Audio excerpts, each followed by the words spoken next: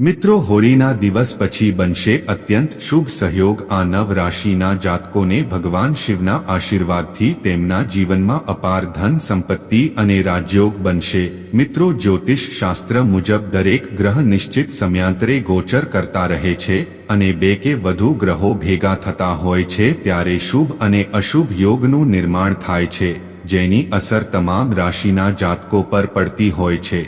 મિત્રો, શાસ્ત્રો અનુસાર 31-20 માર્ચ 2024ના રોજ ધનના દાતા શુક્ર દેવ મીન રાશિમાં પ્રવેશ કરશે। તેથી મીન રાશિમાં શુક્રના ગોચરથી કેટલીક રાશિઓનું ભાગ્ય બદલાઈ જશે। શુક્રના મીનમાં પ્રવેશથી માલવ્ય રાજયોગનું નિર્માણ થશે, જે ખૂબ જ શુભ અને લાભકારી હોય છે। આ રાજયોગ બનવાથી કેટલીક રાશિવાળાને અઢળક ધનલાભ થઈ શકે છે, તો કેટલાકને નુકસાન પણ થઈ શકે છે। તો મિત્રો, આવો જાણીએ કોણ હશે તે ભાગ્યશાળી રાશિઓ। નંબર 1, મેષ। મેષ રાશિના જાતકોને બાબા ભોલેનાથના વિશેષ આશીર્વાદ મળવાના છે। આકસ્મિક આર્થિક લાભ થવાની સંભાવના છે અને નોકરીમાં પ્રમોશનની પણ પ્રબળ સંભાવના છે। તમને દરેક કાર્યમાં સફળતા મળવાની છે। છેલ્લા સમયથી તમે તમારા કરિયરમાં જે પણ સમસ્યાઓનો સામનો કરી રહ્યા છો તે દૂર થઈ જશે। સંતાન ઈચ્છતા દંપતીને ભગવાન શિવથી રાહત મળશે। આ રાશિના જાતકોને સંતાન થવાનું છે, સાથે દરેક ઈચ્છા પણ પૂરી થઈ શકે છે। નાણાકીય લાભ, કારકિર્દીમાં બઢતી અને ઉન્નતિ મળવાની પ્રબળ તકો છે। તેની સાથે આવકમાં પણ વધારો થશે। હવે તમને તેની સાથે મહેનતનું ફળ પણ મળશે। તમારામાં નેતૃત્વ ક્ષમતા વધવાની છે। કરિયરના ક્ષેત્રમાં ચાલી રહેલી તમામ સમસ્યાઓનો અંત આવી શકે છે અને પ્રગતિનો માર્ગ મોકળો થઈ શકે છે। આ સાથે જો આપણે બિઝનેસની વાત કરીએ તો તમને ઘણી સુવર્ણ તકો મળી શકે છે, જેમાંથી તમે ઘણો નફો કમાઈ શકો છો। આર્થિક સ્થિતિ, આવકના નવા સ્ત્રોત ખુલશે। આ સાથે ભવિષ્યમાં કરેલા રોકાણમાં નફો મળવાના પૂરેપૂરા ચાન્સ છે। સ્વાસ્થ્ય પર પણ સકારાત્મક અસર થઈ શકે છે। નંબર 2, મિથુન રાશિ। મિથુન રાશિવાળા માટે માલવ્ય રાજયોગ ખૂબ લાભકારી રહેશે, કારણ કે મિથુન રાશિની કુંડળીમાં માલવ્ય રાજયોગ કર્મભાવમાં બનશે। જ્યોતિષ શાસ્ત્ર મુજબ આ યોગ બનવાથી મિથુન રાશિવાળાને વેપારમાં ખૂબ ફાયદો થશે અને જે લોકો નોકરી કરી રહ્યા હશે તેના પગારમાં વધારો થઈ શકે છે। તેમજ મિથુન રાશિવાળા લોકો પર શુક્ર દેવની કૃપા રહેશે। જે લોકો કળા, સંગીત અને મીડિયા જગત સાથે જોડાયેલા છે તેમને સારો એવો ધનલાભ થઈ શકે છે। તમે તમારી પોતાની ઓળખ બનાવવામાં સફળ થઈ શકો છો। આ સાથે જો આપણે બિઝનેસ વિશે વાત કરીએ તો નવી ડીલ પર હસ્તાક્ષર થઈ શકે છે। તમને ભવિષ્યમાં ઘણો ફાયદો થશે। તમને સંબંધોમાં પણ ઘણો ફાયદો થશે। ભગવાન શિવની કૃપાથી લાંબા સમયથી અટકેલા કામનો ઉકેલ આવશે। સમય ફરી શરૂ થઈ શકે છે અને તમને તેમાં સફળતા પણ મળી શકે છે। નંબર 3, વૃષભ। આ રાશિના જાતકો માટે શુભ રહેશે। વૃષભ રાશિના જાતકો માટે સારા દિવસોની શરૂઆત થવા જઈ રહી છે।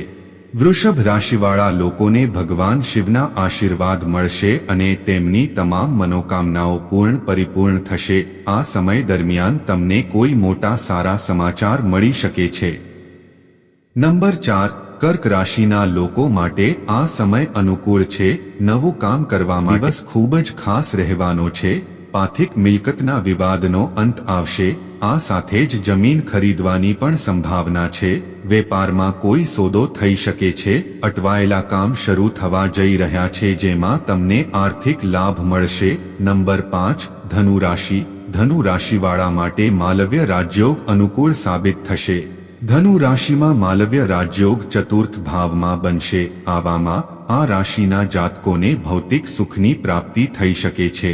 તમે નવી ગાડી ખરીદી શકો છો। સમાજમાં માન સન્માન અને પ્રતિષ્ઠા વધશે। મિત્રો, માલવ્ય રાજયોગ બનવાથી ધનુરાશિવાળા લોકોને રાજનીતિક ક્ષેત્રમાં ઢળી શકે છે। જે લોકો રાજકારણમાં જવા માંગતા હોય તેમના માટે આ રાજયોગ ખૂબ લાભકારી સિદ્ધ સાબિત થશે। તમારા માતા પિતા સાથેના સંબંધ સારા રહેશે અને જીવનમાં ખુશીઓ રહેશે। નંબર 6, જે લોકોની કન્યા રાશિ છે તેમના માટે માલવ્ય રાજયોગ ખૂબ જ લાભપ્રદ સાબિત થશે। તમને જણાવી દઈએ કે કન્યા રાશિમાં માલવ્ય રાજયોગ સપ્તમ ભાવમાં બનશે।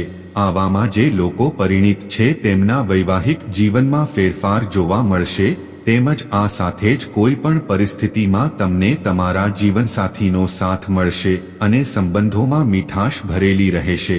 જે લોકો પરિણીત નથી તેમના માટે પ્રસ્તાવ આવી શકે છે. આ વર્ષના અંત સુધીમાં ઘરમાં માંગલિક કાર્યક્રમનું આયોજન થઈ શકે છે. નંબર 7, સિંહ રાશિના જાતકો પર ભગવાન શિવની કૃપા થવા જઈ રહી છે. જો તમે દેવાદાર છો તો તમે આ તે ઋણમાંથી મુક્તિ મળશે. ઓછા ખર્ચ અને વધુ આવકના કારણે બેંક બેલેન્સ પણ વધવા જઈ રહ્યું છે.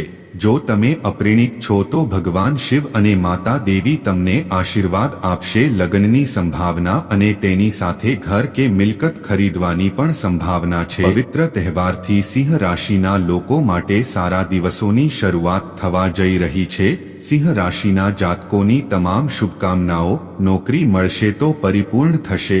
જો તમે શોધ કરી રહ્યા છો તો તમારી પસંદગીની નોકરી મળી શકે છે. સામાજિક ક્ષેત્ર અને કાર્યક્ષેત્રમાં પદ અને પ્રતિષ્ઠા મળશે. આર્થિક સ્થિતિમાં સુધારો થશે. આ રાશિના જાતકોને આની સાથે પૈસા કમાવવાની ઘણી તકો મળી શકે છે. પાર્ટનરશિપમાં કરવામાં આવેલા બિઝનેસમાં ઘણો ફાયદો થવાનો છે. આર્થિક સ્થિતિ સારી રહી શકે છે. આનાથી તમને છુટકારો મળશે. દેવું અને બેંક બેલેન્સ પણ વધશે. નવું વાહન, મકાન કે પ્રોપર્ટી ખરીદવાનું તમારું સપનું પૂરું થઈ શકે છે.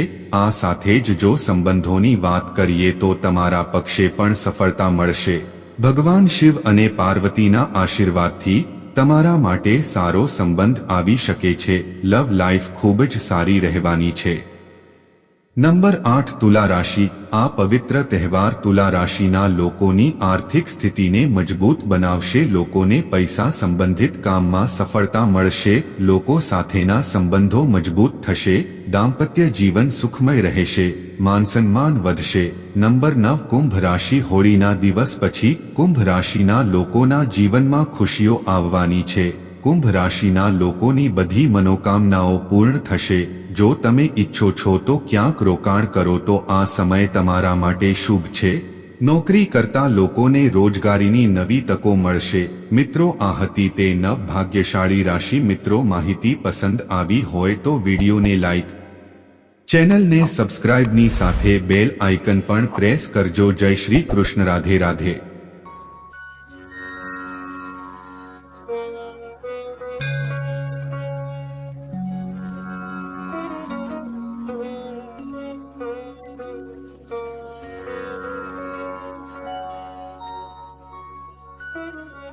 Thank you.